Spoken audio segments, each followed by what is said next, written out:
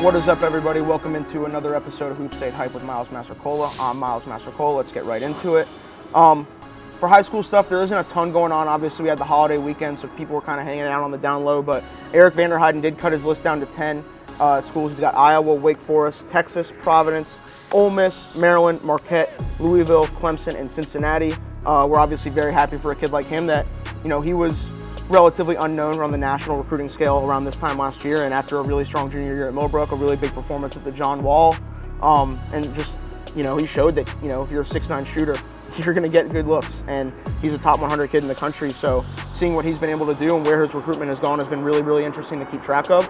I do think the two schools to look out for here, and this is, I'm not saying anything with any inside knowledge, this is just based on fit.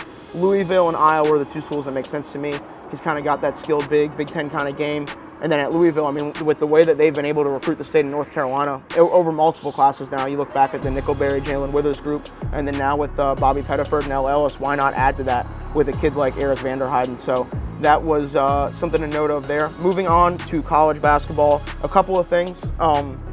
One is Makur Maker. We saw him in the John Wall Holiday Invitational this past year. He decided to make his commitment to Howard University, an HBCU in the MEAC conference, and that's a huge step because it's the first time, I don't know about ever, but in a long, long time that a 5-star caliber prospect has committed to an HBCU straight out of high school. So that's obviously a huge thing to boost the profiles of those schools, to really get them some national exposure to some people that may not even know what the MEAC is all about. So the fact that there's a really, really high-level prospect making his way there, it's interesting. And for Maker himself, here's a kid that we didn't really know if he was going to go to college. He was exploring overseas options. He tried to get eligible for the draft. So he's a kid that he had a lot of different options on the table, not just college, and he chose to spend it at Howard in the MEAC. We'll see what the season looks like, obviously, with everything going on right now with the pandemic. But regardless of what goes on with Makur Maker, he's making a huge move, and we'll see who follows in his footsteps. Mikey Williams has been very, very vocal about it.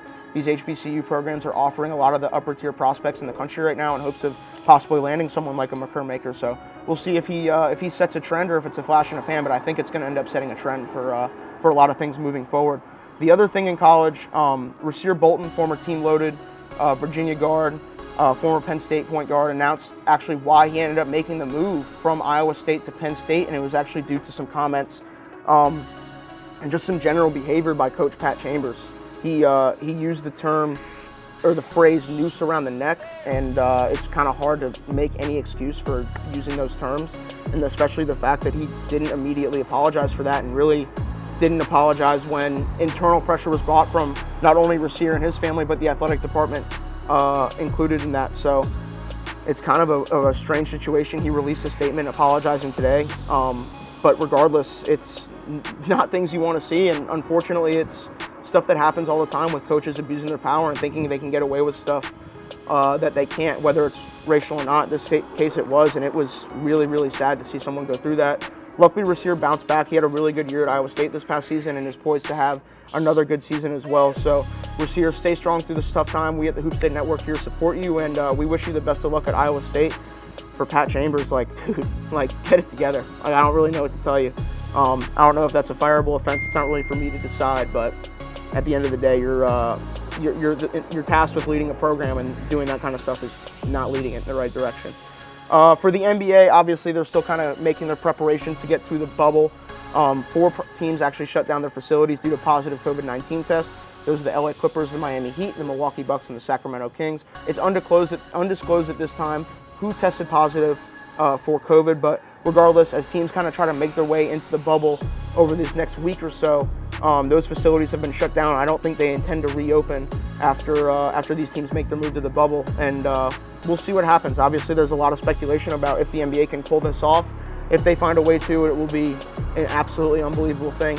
The country, the world needs basketball right now, and the NBA is looking to bring it to them. So it'll be interesting to track to see how it goes. But as of right now, those 4 facilities are closed, and the NBA is trying to get everything organized to make sure that they can successfully pull off resuming the season. But for right now, that's about it on this episode of Hoop State Hype. We appreciate you guys watching. Be sure to subscribe to the Hoop State Network and check out Team CP3 in the basketball tournament. They're playing a little bit after we shoot tonight. They pulled off a crazy comeback victory in their first game of the basketball tournament.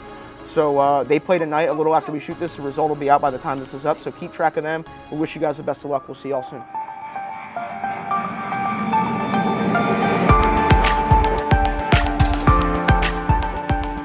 Came for my wins, I need my ends. This life is real, and play pretend. Came off the bench, I get it in, I get it in, I get it in. Came for my wins, I need my ends. This life is real, can't play pretend.